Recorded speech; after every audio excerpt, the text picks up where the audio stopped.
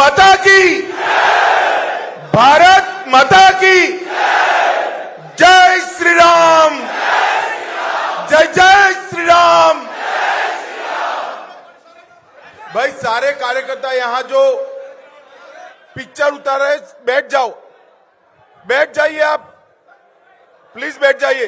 Police के सारे मित्र भी जरा साइड पर हो जाए भाई, वो बैठ जाएंगे, आप चिंता मत करो, आप बैठ जाओ। कोई खड़ा होकर फोटो नहीं लेगा, बैठ जाइए, बैठ जाओ भाई। और यहां पर जो बैठे हैं वो भी सेट कर कर बैठ जाए जरा, प्लीज बैठ जाइए। भाई दिल्ली से मैं कार्यकर्ताओं को मिलने आया हूं, आप फोटो लेकर बैठ जाइए।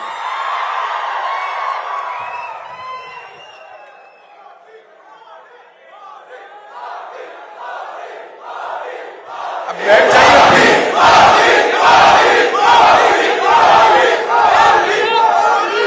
पीछे दो लोग खड़े, बैठ जाए प्लीज, बाद में ही मैं शुरू करूंगा। बहन जी बैठ जाइए, अब फोटो हो गई, अब बैठ जाओ भाई।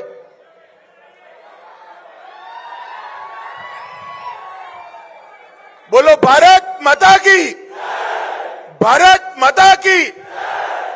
मंच पर उपस्थित भारतीय जनता पार्टी तेलंगाना के प्रदेश अध्यक्ष श्रीमान किशन रेड्डी जी,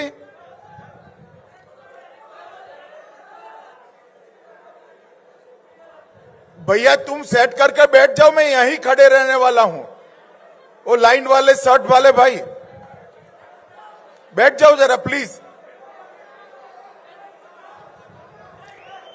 बस कार्यकर्ता भी शांति रखे। अब डॉक्टर के लक्ष्मण जी, श्री इटेला राजेंद्र जी, श्री प्रभाकर जी, डॉक्टर कसम वेंकटेश्वरलू जी, श्री चंद्रशेखर जी, महेश्वर रेड्डी जी, श्री बीबी पाटिल जी, श्री प्रकाश बाबू जी, श्री भरत रेड्डी जी, दिल्ली से इस सम्मेलन के लिए वो आए हुए श्रीमान अमित मालवीय जी, और आज तेलंगाना यूनिट के मेरे साइबर योद्धा भाइयों और बहनों, आप सभी को नमस्कार। मित्रों, आज मैं जब यहां आया हूं तब भाग्य लक्ष्मी मां को प्रणाम कर कर मेरी बात की शुरुआत करना चाहता हूं। मैं यहां आया हूं तब भद्राचलम राम मंदिर को भी प्रणाम कर कर मेरी बात की शुरुआत करना चाहता हूं।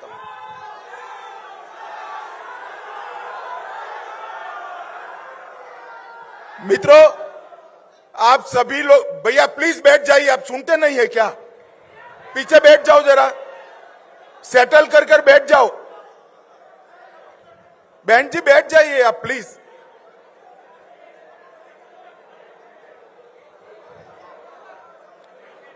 मित्रों, आप सभी जानते हैं, अब कार्यकर्ता भी शांति रखे, मैं बिठा रहा हूं ना, आप मत बोलिए, कोई नहीं बोलेगा।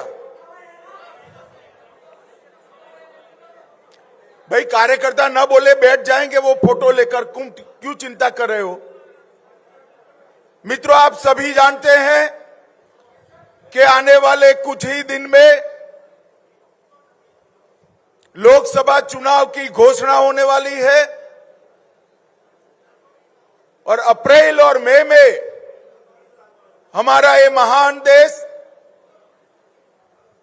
इसके मतदाता आने वाले 5 साल तक इस देश का शासन किस पार्टी के साथ होगा, किस व्यक्ति के पास होगा, इसका निर्णय करने वाले हैं, फैसला करने वाले हैं। और वो जो फैसला करने वाले हैं उसमें आप सभी का बहुत महत्वपूर्ण रोल है, बहुत महत्वपूर्ण योगदान रहने वाला है। इस जमाने के चुनाव में जितना महत्व घर घर घूमकर प्रचार करने वाले कार्यकर्ता का है, इतना ही महत्व सोशल मीडिया के माध्यम से घर घर संदेश पहुंचाने वाले कार्यकर्ता। मित्रों, देश की जनता ने एक प्रकार से तय तय कर लिया है। मैं करीब करीब देश के सभी राज्यों से होकर यहां आया हूं। जिस जिस कोने में गया, जिस जिस हिस्से में गया, जिस मत क्षेत्र के अंदर गया, हर जगह देश की जनता नरेंद्र मोदी जी को तीसरी बार प्रधानमंत्री बनाना था। युवाओं के बीच में जाते हैं, मोदी मोदी के नारे लगते हैं। महिलाओं के बीच में जाते हैं, मोदी मोदी के नारे लगते हैं। गरीबों के बीच में जाते हैं, मोदी मोदी के नारे लगते हैं। किसानों के बीच में जाते हैं, मोदी मोदी के नारे लगते हैं। मगर मैं आज आप सभी को मिलने के लिए, आपसे बात करने के लिए इसलिए आया हूं कि चुनाव तेलंगाना में भारतीय जनता पार्टी को और मजबूत कर 12 से ज्यादा सीटें भारतीय जनता पार्टी की जिताने का चुनाव है। हम सब 400 पार का लक्ष्य तो याद रखें, 400 पार का लक्ष्य सिद्ध करना ही है, परंतु ये 400 में 12 कमल यहां से दिल्ली भेजने का काम तेलंगाना की जनता ने। भाई और बहनों, ये 10 साल के अंदर नरेंद्र मोदी जी ने देश को राजनीतिक स्थिरता देने का काम किया है। आया गया राम की पॉलिटिक्स को समाप्त कर एक छत्र नेतृत्व में पूर्ण बहुमत वाली 10 साल तक सरकार नरेंद्र मोदी जी ने चलाई है। नरेंद्र मोदी जी ने 10 साल में भ्रष्टाचार मुक्त शासन दिया है। मैं बाद में बात करूंगा टीआरएस और कांग्रेस की लाखों करोड़ों रुपए के घपले, घोटाले, भ्रष्टाचार, इनके सामने आरोप हुए। नरेंद्र मोदी जी पर 25 पैसे का आरोप हमारे विरोधी भी नहीं लगा सकते। नरेंद्र मोदी ने जन कल्याण की नीतियों वाला शासन दिया है। नरेंद्र मोदी जी ने देश को समृद्ध बनाने का काम किया है। नरेंद्र मोदी जी ने देश को सुरक्षित बनाने का काम किया है। हम जब शासन में आए 11वें नंबर की अर्थव्यवस्था थे, आज फिर से चुनाव में जा रहे हैं। 11वें नंबर से 5वें नंबर की अर्थव्यवस्था भारत बन गया है मित्रों। और मैं आपको मोदी गारंटी बताने आया हूं। मोदी जी का गारंटी है, तीसरी बार मोदी जी को प्रधानमंत्री बनाओ, दुनिया में तीसरे नंबर का इकोनॉमी हम बन जाएंगे। मोदी जी ने सबसे तेज बढ़ती हुई इकोनॉमी देने का काम किया है और मोदी जी ने 60 करोड़ गरीबों को गरीबी का पूरा दुख भोगने वाले लोगों के जीवन स्तर को उठाने का काम किया है। आज भारत स्मार्ट डेटा कंजम्पशन में दुनिया में नंबर 1 है, फिनटेक में नंबर 1 है, मोबाइल मैन्युफैक्चरिंग में नंबर 2 है, तीसरा बड़ा एविएशन मार्केट है, तीसरा बड़ा ऑटो मार्केट है और चंद्रमा के दक्षिण ध्रुव पर पहुंचने वाला भारत पहला देश है मित्रों। ये गौरव मोदी जी ने दिया है। मोदी जी के 10 साल सारे वादों के समाप्ति के 10 साल है। मैं आपको बताना चाहता हूं, मैं पार्टी का अध्यक्ष था। 2019 में हम मैनिफेस्टो रिलीज कर रहे थे, संकल्प पत्र घोषित कर रहे थे। उस वक्त पत्रकार पूछते थे, पहला पेज तो ऐसा है जो कभी भी पूरा नहीं होगा। मैं भी निरुत्तर था। पहले पेज में क्या था? क्या था हमारे संकल्प पत्र के पहले पेज में? पहले पेज में था, अयोध्या में भव्य राम मंदिर हम बनाएंगे। 500 साल से पूरे देश के सभी श्रद्धालु चाहते थे कि अयोध्या में भव्य राम मंदिर हो और रामलला सम्मान के साथ अपने मंदिर के अंदर विराजमान हो। एक कांग्रेस पार्टी 70 साल तक राम मंदिर के मुद्दे को अटकाती रही, भटकाती रही, लटकाती रही। अरे आपने तो बनाया नहीं मंदिर, मोदी जी ने बनाया, प्राण प्रतिष्ठा थी, आपको निमंत्रण दिया, आप उपस्थित भी नहीं रहे। वोट बैंक की लालच से आपने राम जन्मभूमि के प्राण प्रतिष्ठा का बहिष्कार किया। मित्रों, दूसरा वादा क्या था? कश्मीर से हम धारा 370 को समाप्त कर देंगे। आज मैं कहना चाहता हूं, 70 साल से कांग्रेस पार्टी ये धारा 370 को लेकर चलती थी। नरेंद्र मोदी जी ने 5 अगस्त 2019 को धारा 370 को एक झटके में समाप्त कर दिया। युवा मित्रों, मुझे बताओ, ये कश्मीर जो है हमारा है या नहीं है? अरे जोर से बोलो, है या नहीं है? धारा 370 हटनी चाहिए थी या नहीं हटनी चाहिए थी? एक कांग्रेस पार्टी तुष्टीकरण की राजनीति के कारण धारा 370 हटाती नहीं थी। मोदी जी ने एक झटके में धारा 370 को समाप्त कर दिया। हमने तीसरा वादा किया था, ट्रिपल तलाक को हम समाप्त कर देंगे। किसी की हिम्मत नहीं थी। लाखों करोड़ों मुस्लिम माताओं बहनों के साथ अन्याय होता था। मुस्लिम की बात करने वाले, माइनॉरिटी की बात करने वाले मुस्लिम माताओं की आवाज नहीं सुनते थे। मोदी जी ने ट्रिपल तलाक को समाप्त कर दिया और देश में सभी को अधिकार मिला। मोदी जी ने कहा था कि हम महिलाओं को 33% आरक्षण देंगे। कांग्रेस पार्टी सालों तक सत्ता पर रही, परंतु उनको 33% आरक्षण रिजर्वेशन नहीं मिला। मोदी जी ने विधानसभा और लोकसभा में मातृशक्ति को 33% रिजर्वेशन देकर मातृशक्ति का सम्मान करने का काम किया। और अभी अभी कल ही हमने कहा था हम सीएए लाएंगे। कांग्रेस पार्टी सीए का विरोध करती थी।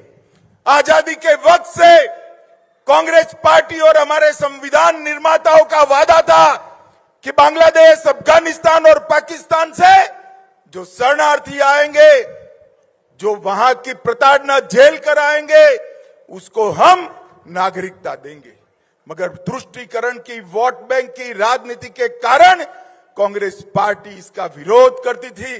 लाखों करोड़ों लोग पाकिस्तान से और बांग्लादेश से अपना धर्म बचाने के लिए, अपना सम्मान बचाने के लिए इस देश में आए। उनको नागरिकता नहीं मिलती थी। अपने ही देश में वो नागरिकता के बगैर अपमानित होते थे। नरेंद्र मोदी जी ने हिंदू, बौद्ध, जैन, ये सारे सिख, ये सारे लोगों को नागरिकता देकर उनका सम्मान करने का काम नरेंद्र मोदी जी ने किया। भाइयों और बहनों, हमने इस शरणार्थियों को सम्मानजनक जीवन देने का काम किया है। उनकी संस्कृति, उनकी भाषा, उनका धर्म, उनके परिवार की महिलाओं का सम्मान, उसका रक्षा करने का काम किया है। और आज से, कल से इस देश में आया हुआ हरेक शरणार्थी मेरे और आपके जितना ही अधिकारी है इस देश पर। ये अधिकार हमने इनको दिया है। कांग्रेस ने इसका भी विरोध किया। मित्रों, 10 साल में हमने कई सारे रिफॉर्म किए हैं और मैं आज आपको बताना चाहता हूं, 10 साल पहले मैं जब यूपी का इंचार्ज था, 2014 में, सोशल मीडिया की ही मीट थी, इतनी बड़ी तो उस वक्त होती नहीं थी। आगरे में छोटा सा हॉल था, 300 सोशल मीडिया वॉलंटियर्स थे। सारे लोग कहते थे हमारे लिए फोन बड़ा महंगा पड़ता है और डेटा का रेट भी बहुत ज्यादा है, इसलिए हम सोशल मीडिया पर ज्यादा काम नहीं कर सकते। आज मैं आप सभी मेरे साइबर योद्धाओं को कहना चाहता हूं, आपके हाथ में आज मेक इन इंडिया का फोन है और सबसे सस्ते डाटा के साथ आप इंडिया की सक्सेस स्टोरी को दुनिया भर में पहुंचा रहे हो। ये डिजिटल क्रांति नरेंद्र मोदी जी ने लाई है। मित्रों, आज तेलंगाना की जनता ने फैसला एक प्रकार से 3 पार्टियों के सामने भाजपा का चुनाव है। कांग्रेस पार्टी, टीआरएस और मजलिस। मगर मैं कहता हूं ये तीनों पार्टियों का एजेंडा एक ही है। मेरी बात ध्यान से सुनना। 3 पार्टियों के सामने तेलंगाना की जनता को, भारतीय जनता पार्टी को और मोदी जी को चुनना है। 1 कांग्रेस पार्टी, 2 टीआरएस, तीसरा मजलिस।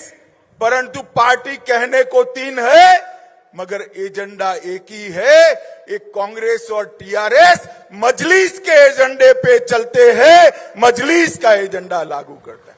मुझे भाइयों और बहनों बताओ, हैदराबाद स्थापना दिन मनाना चाहिए या नहीं मनाना चाहिए? जोर से बोलिए, मनाना चाहिए या नहीं मनाना चाहिए?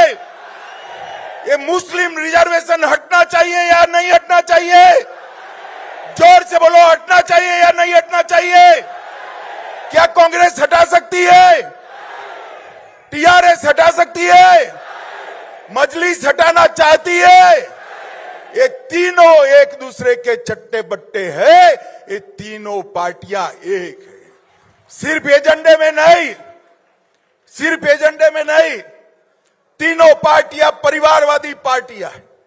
कांग्रेस पार्टी 4 पीढ़ी से जवाहरलाल नेहरू, इंदिरा गांधी, राजीव गांधी, सोनिया गांधी और राहुल गांधी, यहां केसीआर और केटीआर, और यहां पर भी मजलिस में भी 4 तो आ गए हैं, न जाने कितने आएंगे। ये सारी परिवारवादी पार्टियां हैं। ये पार्टियां तेलंगाना का भला नहीं कर सकती। ये पार्टियां एक ही एजेंडे पे चलती हैं। ये तीनों पार्टियां परिवारवादी पार्टियां हैं और ये तीनों पार्टियां भ्रष्टाचारी पार्टियां हैं, अथाह भ्रष्टाचार करने वाली पार्टी है। भाइयों और बहनों, अभी यहां पर कांग्रेस की सरकार है। मैं कांग्रेस के मुख्यमंत्री को कहने आया हूं, भैया जरा आपकी पार्टी के घोटाले को मैं लिस्ट देता हूं, तुम जरा तेलंगाना की जनता को जवाब देना। कांग्रेस पार्टी ने कॉल ब्लॉक का घोटाला किया, कॉमनवेल्थ का किया, 2G का किया, शारदा चिटफंड का किया, हिमाचल की सेब की बिक्री का किया, INX मीडिया का किया, एयरसेल का किया, लैंड फॉर जॉब का घोटाला हुआ, जम्मू कश्मीर क्रिकेट एसोसिएशन का घोटाला हुआ, एम्ब्रायर डील का घोटाला हुआ, ऑगस्टा वेस्टलैंड का हुआ, सबमरीन का घोटाला हुआ, बॉफोर्स घोटाला हुआ, मारुति घोटाला हुआ। घोटाले की लिस्ट इतनी लंबी है, एक कांग्रेस पार्टी ने 12 लाख करोड़ के घपले, घोटाले और भ्रष्टाचार किया है। और ये टीआरएस ने भी तेलुगु प्राइड के नाम से सत्ता पर आए और लाखों करोड़ रुपए का भ्रष्टाचार किया। मैं इनकी भ्रष्टाचार की लिस्ट मेरे पास है मगर मैं बताना नहीं चाहता। ये दोनों पार्टियां भ्रष्टाचारी पार्टियां हैं। मित्रों, ये तेलंगाना का भला नहीं कर सकते। ये दोनों पार्टियां भ्रष्टाचारी पार्टियां हैं और ये तीनों पार्टियां तेलंगाना को विकसित तेलंगाना नहीं बना सकती। ये तीनों पार्टियां का एजेंडा अलग है, परिवारवाद के साथ अपने परिवार का भला करना। मुझे बताओ, जो अपने बेटों बेटी के लिए राजनीति में है वो तेलंगाना का भला कर सकते हैं क्या? जोर से बोलो, कर सकते हैं क्या? तेलंगाना का भला केवल और केवल नरेंद्र मोदी के नेतृत्व में भारतीय जनता पार्टी कर सकती है। भाइयों और बहनों, मोदी जी देश के सबसे गरीब घर में चाय बेचने वाले के बेटे के रूप में जन्म लेकर आज दुनिया के सबसे लोकप्रिय नेता बने हैं मोदी जी। 23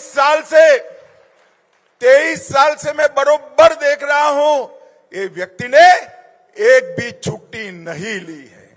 23 साल से ये व्यक्ति गरीबों के कल्याण का काम कर रहा है और 23 साल से ये व्यक्ति सीएम भी रहा, पीएम भी रहा, उसके जीवन पर कोई उंगली नहीं उठा सकता, भ्रष्टाचार का एक भी आरोप नहीं लगा। जिन्होंने अपना पूरा जीवन देश के गरीबों के विकास के लिए समर्पित किया, जिन्होंने पूरा जीवन एक क्षण का भी विराम करे बगैर भारत माता की सेवा में लगाया, एक और वो है और एक और राहुल बाबा है।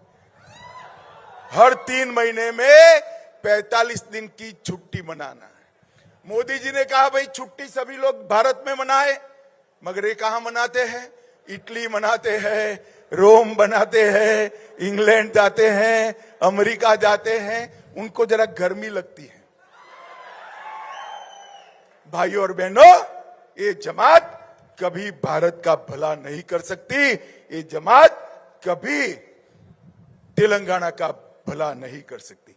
और मैं आज यहां आया हूं तब तेलंगाना के मुख्यमंत्री को पूछने आया हूं, आप जरा बताइए, 10 साल आपकी सरकार थी, 10 साल में आपने तेलंगाना के लिए कितना खर्च किया?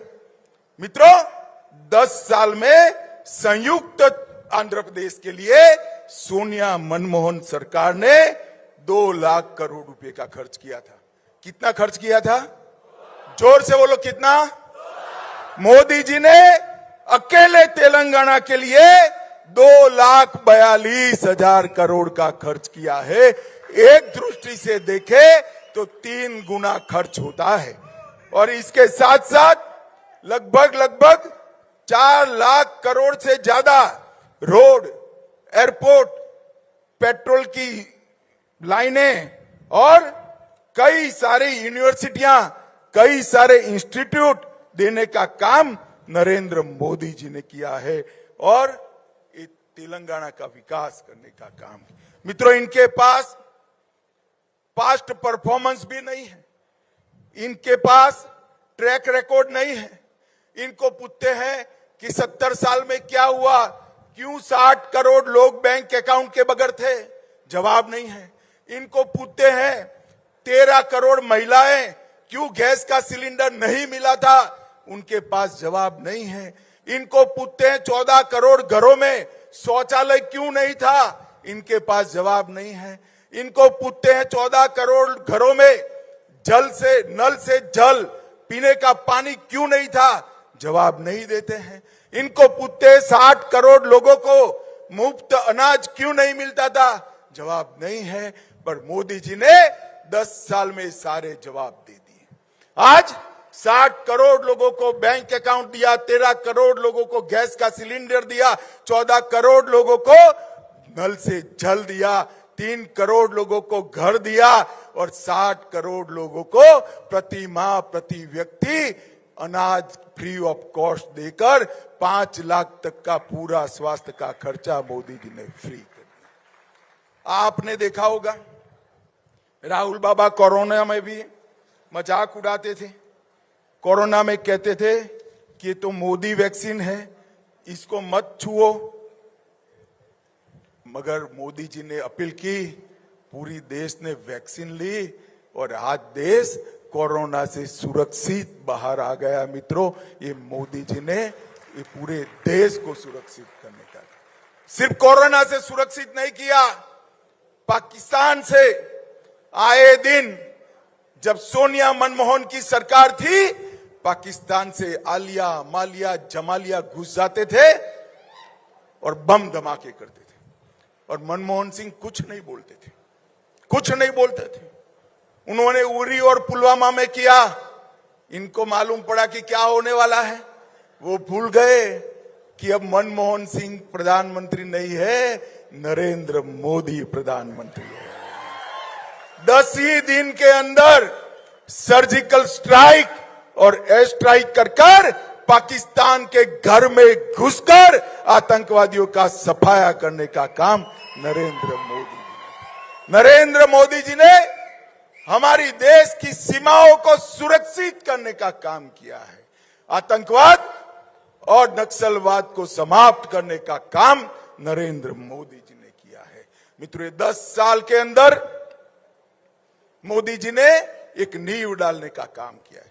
जैसा मैंने कहा, इनके पास इनका कोई रिकॉर्ड नहीं है, ट्रैक रिकॉर्ड नहीं है, इनके पास भविष्य का एजेंडा भी नहीं है। हमारे पास 10 साल का ट्रैक रिकॉर्ड भी है और 25 साल का भविष्य का एजेंडा भी नरेंद्र मोदी जी के पास। नरेंद्र मोदी जी ने इस देश की 130 करोड़ की जनता को और विशेषकर युवाओं को आह्वान किया है कि 15 अगस्त 2047 को देश की आजादी की जब शताब्दी मनाई जाएगी, उस वक्त ये देश विश्व गुरु के स्थान पर भारत माता बैठी होगी। हर क्षेत्र के अंदर भारत विश्व में सर्वप्रथम होगा, भारत आत्मनिर्भर होगा, भारत पूर्ण विकसित राष्ट्र बनेगा। ये लक्ष्य लेकर मोदी जी चले हैं। एक और ये इंडिया अलायंस, घमंडिया गठबंधन और टीआरएस जैसी पार्टियां अपने बेटे बेटियों को आगे बढ़ाने के लिए प्रयास कर रही है। दूसरी ओर मोदी जी के नेतृत्व में भारतीय जनता पार्टी भारत माता को विश्व गुरु के स्थान पर बैठाने के लिए परिश्रम कर रही है। भाई और बहनों, आज मैं आया हूं आप लोगों को अपील करने के लिए।